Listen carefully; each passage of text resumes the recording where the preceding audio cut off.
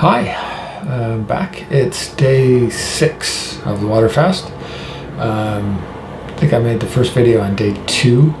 Honestly, not much has happened in between those days. A lot of water and a lot of resting. It's been relatively easy. I get a few hunger pains once in a while. They don't last long. They're not very bad. It hasn't been overly burdensome. I got a little sinus congestion that happened yesterday, slight headache. They tell me that's normal, day 5 through 7. So I'm kind of right on course, but I'm not feeling sick. Got a little bit of hip pain going on. I'm not sure if that's from sitting around so much or some of my issues because I get hip pain coming out, which also happens on a fast. So don't know, just kind of ride with it and turn over and find a different position, and it's been dealable. Got my blood test results back. They're all good, but that leads to more questions than it provides answers.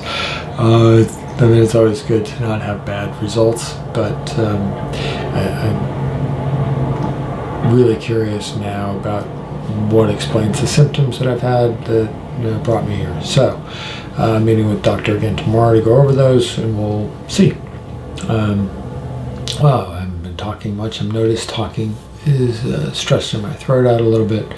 I'm tired. I spend a lot of time just laying around, and that's what they tell me to do. It's the first time in my life everyone said, no, rest more. Yeah, stay in bed. Don't get up and do stuff. So I've been doing that, but I have worked some. I can work remotely on the things that I have to. Luckily I have good office staff, and so the office is running smoothly while I'm here, and that's nice. But my brain's working great so that I can focus when I need to. Happy about that.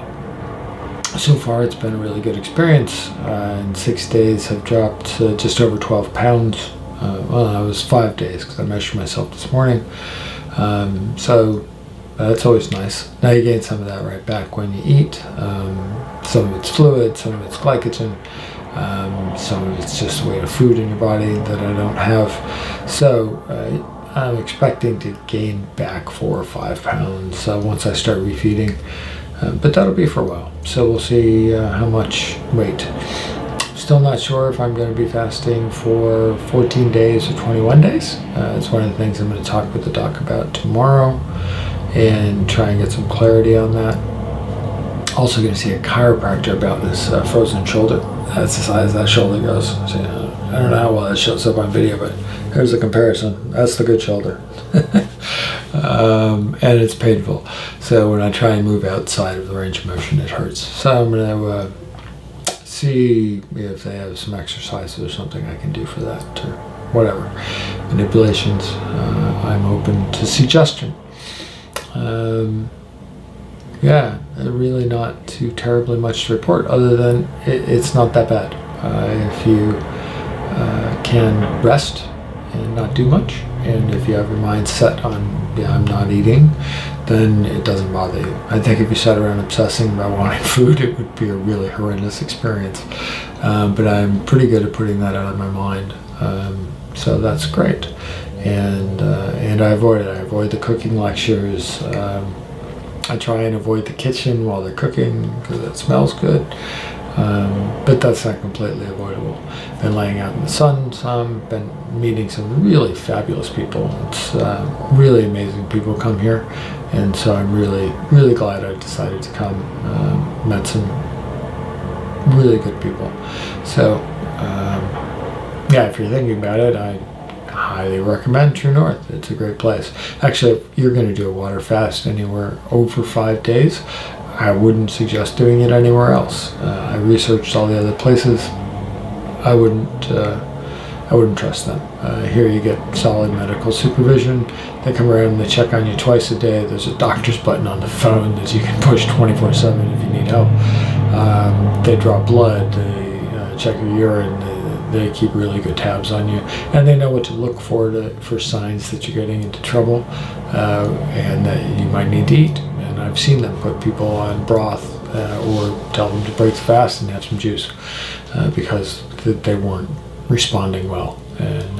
And that's the appropriate thing to do. You don't want somebody telling you to tough it out when your body's crashing. You want somebody to say, no, sorry, this isn't for you right now. That's exactly what you want. And so they do that here, which I'm really impressed with. So there are people here from around the world. A couple of people from Australia, people from all over the country. And I suspect there's people from other countries, but when you're water fasting, you spend a lot of time in your room, so I haven't met everybody yet. But everyone I have met has been really great, and the lectures are great. You know, I saw Doug Lyle talk, I saw Dr. Clapper talk, I saw some other people talk. It's just been really good, so I'm enjoying that thoroughly, and I'm really glad I came. Mouth is a little dry, they say that's normal. You know, I got this coated white tongue, also normal and expected. They say it goes away after a while. Okay. The most surprising thing about the fast is how I am losing interest in water. You know, when you can't eat anything, you know, the first couple of days I was like, well, I want to drink as much water as I can. It's really good water. It's distilled water. It's tasty. It's, you know, clean and pure and nice. And they actually told me to limit the amount of water I was drinking, which was, I thought, odd, but you're not supposed to drink more than really 6 or 7 glasses a day.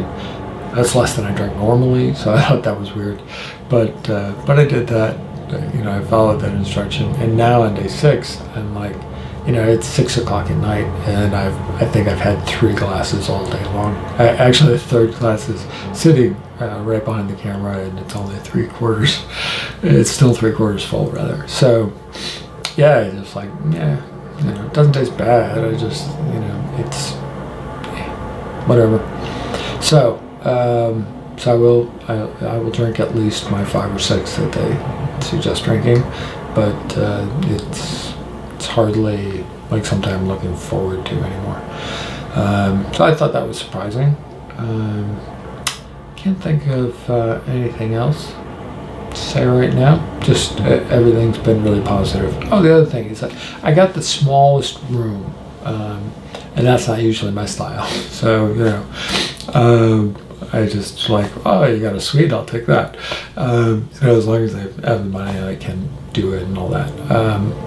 But when I called, this was the only room available. It was the cheapest one. I think it's $149 a night, but it's a single bed, and it has a dresser, and it has kind of a, I forget what they call them, but portable closet and a desk.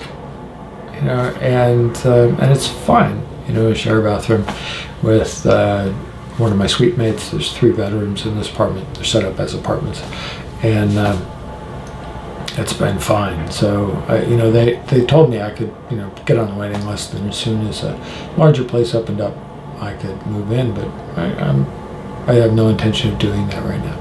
I'm really fine with being in here. It's comfortable. It's nice. I am on the roadside, and there is road noise, so it's a relatively busy street on the front side of the complex here. So if you're looking at renting here, and road noise really bothers you, you might want to ask for one of the internal either rooms or be in one of the suites on the courtyard side rather than on the street side. But you know, the first night it was, but I've lived in busy places before, and I adjusted really easily. So now the traffic doesn't even bother me. It's almost like a white noise in the background, you know, which I'm kind of used to if I have a fan in the room or something. So it's really no worse than that. So if you sleep with a fan on or something because you like white noise, you might like this side. I think that's it. So that's my update. I haven't posted that first video yet, so when I get around to posting this, I'm guessing I'll stagger it out a little bit, but I might just put it up in a collage, who knows. But I will get it done. I will get it up because one of the most valuable things to me when I was thinking about doing a water fast is looking at other people's videos and seeing what they had to say about their experience. That really helped inform my decision a lot. Because, advertising I always take with a grain of salt. So I liked what the center said about the center, and I liked what the people working here had said about lots of things in different forums. But when I heard the actual people who were not being handpicked by the center to talk, who just did an independent video on themselves, talking about TrueNorth, talking about their water fasting experience, I took that much more seriously, and it was much more helpful to me. Although I'm glad I had the videos from TrueNorth too. So those were helpful and informative as to what to expect, what they do, what their philosophy is, all the background, and what they have here to offer. So I'm glad they did those. But as far as can I trust these people, I really wanted to see video of people who had been there and done it and had no reason to lie. And so that's what I'm hoping to contribute here as well. And if this all goes horribly badly in the next days, I will film it and I will let you know.